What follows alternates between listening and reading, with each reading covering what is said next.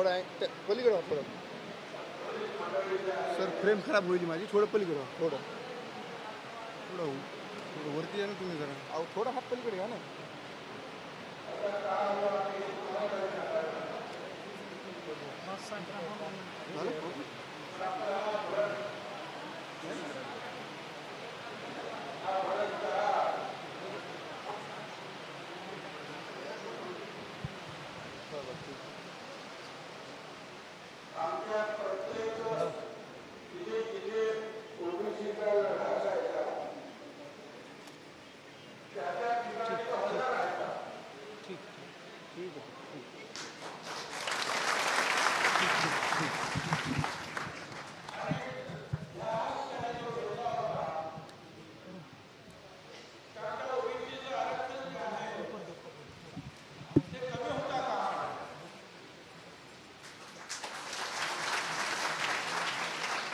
मला तुम्हाला सांगायचं आहे,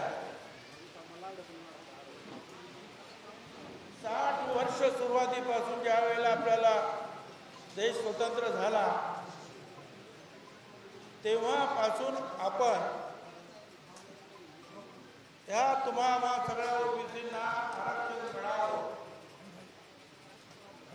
म्हणून लढाया देत आलेले आहे अख्ख्या देशभरामध्ये.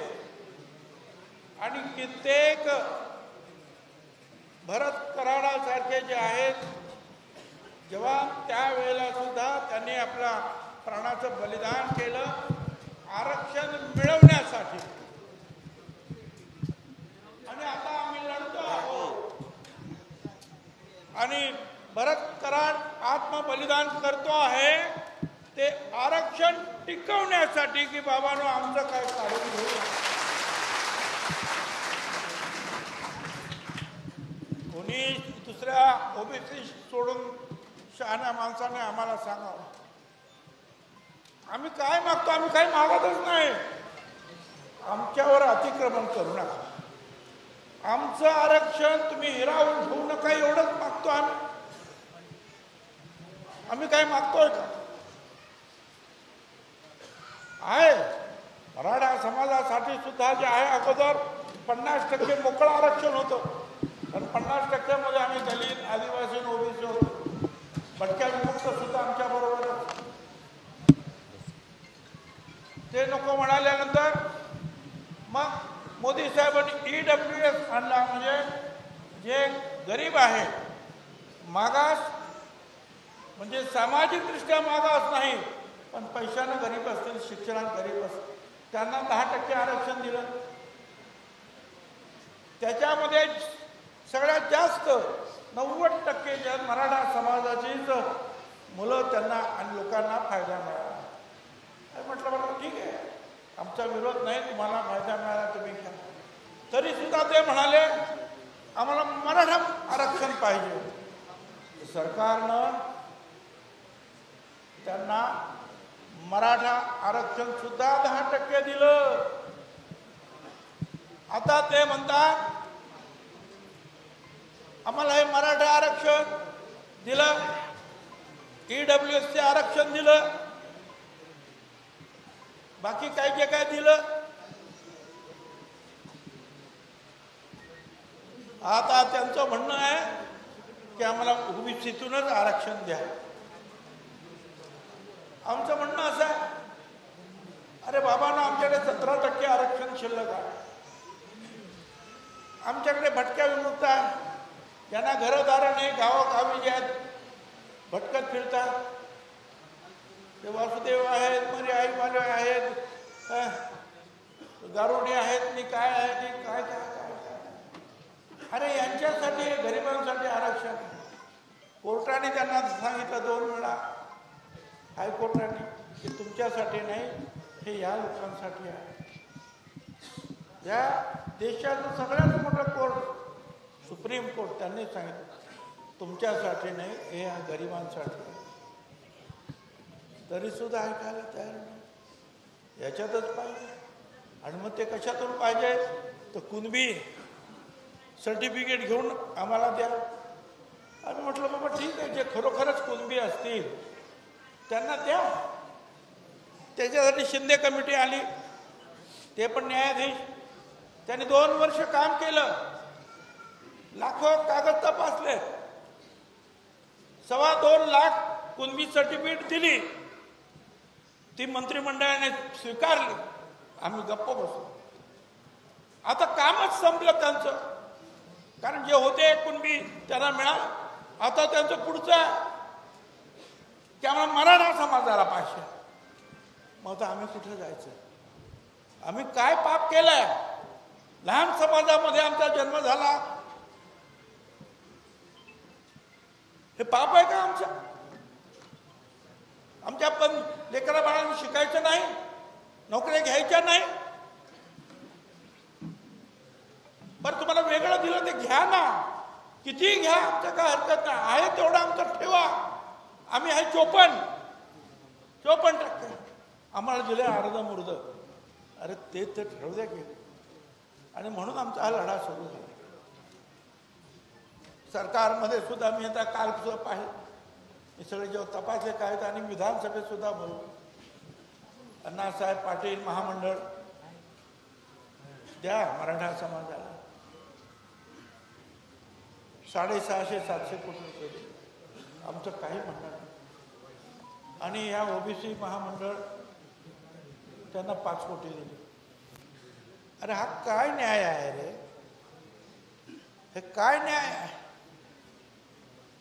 आम्ही सगळे कोण धनगर आहेत, कोण वंजारे आहेत, कोण माळी आहेत, कोण तेली आहेत, कोण कोळी आहेत, कोण साळी आहेत, कोण कुंभार आहेत, कोण लोहार आहेत. 18 पगड जाती आहेत. बोलण्याची सुद्धा ताकद आमच्या लोकांना नाही. आमच्याकडे नाहीच काय तर काय बोलतो. स्वतःला आम्हाला रगडीतच आलं. आणि आता जे आहे आम्ही लढतो आहोत, पण भरत नाही ज्या एक ग्रह करून घेतला. घरामध्ये तो आपल्या 4 बच्चे जे आहेत पटापटा त्यांचे मुख्य घेते, जवळ घेते. मी आता घरी रडत त्यांना कळलं काय झालं, आई बापाला की काय करतात, का बरं मुख्य काहीतरी प्रेमाने घेतो, मुख्य घेतो. आणि मग ओरडतच निघाला. मी जेव्हा गावातले काही लोकांची सुद्धा भाष्य ऐकलं, काही आमचे बुजुर्ग जे आहेत, म्हातारे प्रकारे माणसं, ते पण म्हणाले, जे काही तरुण आहेत ते पण म्हणाले की बाबा हा ओरडतच निघाला. हां, आणि आम्ही संपलो, आमचं आरक्षण गेलं रे, आरक्षण गेलं, मग आमचं संपलं तर माझ्या पोराला काय करायचं. आणि नदीत उडी घेतली आणि आत्मसमर्पण केलं. ठीक आहे, जगाला मला सांगायचं ठीक आहे. हां, असं हे तुम्हाला शहीदच पाहिजेत ना. आमच्या ओबीसी तुम्हाला पहिला तर शहीद केला, पण आम्ही त्याचं एक बलिदान जे आहे व्यर्थ जाऊ देणार नाही. आम्ही पूर्ण ताकदीनं लढणार. आणि आम्ही तुम्हाला सांगतो, हा राज्यातल्या सगळ्या लोकांना ओबीसीच्या भटक्यावर लढायचा. बाबांना आपण लढायचं आहे. छत्रपती शिवाजी महाराजांच्या सुद्धा सैन्यामध्ये मावळे आपण लढतच होतो, आता सुद्धा लढणार आहोत. कोणी असं जे आत्मसमर्पण करू नका, आत्महत्या करू नका. अरे आम्ही आहोत ना. अगोदर आम्ही संपू आणि मग तुम्ही काय करायचं ते करा, परंतु तुम्ही काय करायचं तुम्ही लढण्याच्या जिद्दीनं पुढे या. आपल्याला कायदा हातात घ्यायचा आहे, पण लोकशाही मार्गाने तर आम्ही जाऊ. कोण आम्हाला अडवलं? रोज नवीन नवीन घोषणा करताय, तेव्हा करू तेव्हा करू, हे करू ते करू ते करू. हे लोकशाही नाही आहे. बाबासाहेब आंबेडकरांचा कायदा नाही आहे. काही कोर्ट नाही आहे, सुप्रीम कोर्ट नाही आहे, हायकोर्ट नाही आहे. ते सगळ्यांना बाजूला ठेवायचं का? का दहशत, दादागिरी काय? ह्या बीडला वर्षापूर्वी आमदारांची घरं जाळली. हॉटेलला जायचं, दगडफेकी केल्या. असं झालं का जणू का आता पोलीस नाहीच. आणि मग मी तिथे आलो आणि परत लढायला सुरुवात झाली. याच्या पुढे आपापसातले जे मतभेद विसरा. भरत कानडे, भरत कराड याच्याबद्दल तुम्हाला आम्हाला प्रेम आहे ना, मग आपण शपथबद्ध होऊया. आम्ही त्या सगळ्या आमच्या 18 पगड जाती ज्या आहेत त्यांची एकजूट तोडणार नाही. आम्ही एकत्रित राहू, आम्ही एकत्र राहू, आम्ही लढू. आणि हे अनेक वर्षानं मिळालेलं आमचं आरक्षण आम्ही निश्चितपणे टिकवल्याशिवाय राहणार नाही. पण पुन्हा एकदा हात जोडून सांगतो, राज्यातल्या आमच्या सर्व तरुण ओबीसी लेकरांना, बाबांनो, कोणीही हा मार्ग जे आहे बलिदानाचा, आत्मबलिदानाचा, आत्महत्येचा मार्ग कोणीही चोखाळू नका. राज्यात, देशात अजून लोकशाही आहे आणि त्या लोकशाही मार्गानं आपण आपलं आरक्षण टिकवल्याशिवाय राहणार नाही. आपल्याला किती असू देत, दादागिरी असू दे, काही करा, पण आपण कुटुंब सांभाळायचं. रस्त्यावर टाकू नका रे त्या कुटुंबाला. आणि तुम्हाला गावकऱ्यांना सांगतो, या कुटुंबावर लक्ष ठेवा बाबा. काय असलं तर आम्हाला सांगा. त्याच्या लेकरा बाळाचं शिक्षण आपण करूया.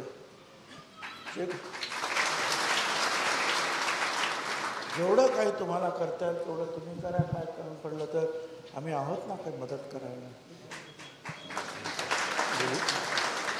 तेवढं मात्र.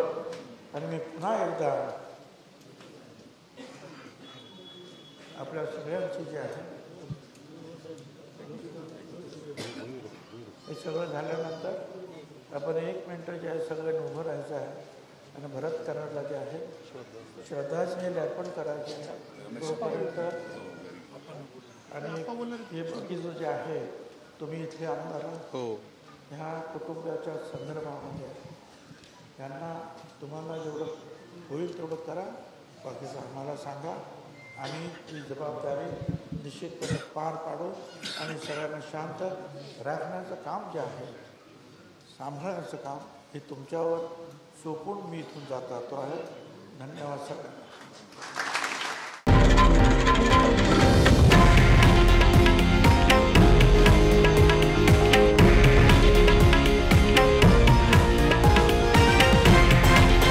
हे आहे देशातील नंबर 1 न्यूज नेटवर्क आणि आपण पाहत आहात TV9 मराठी, एकमेव.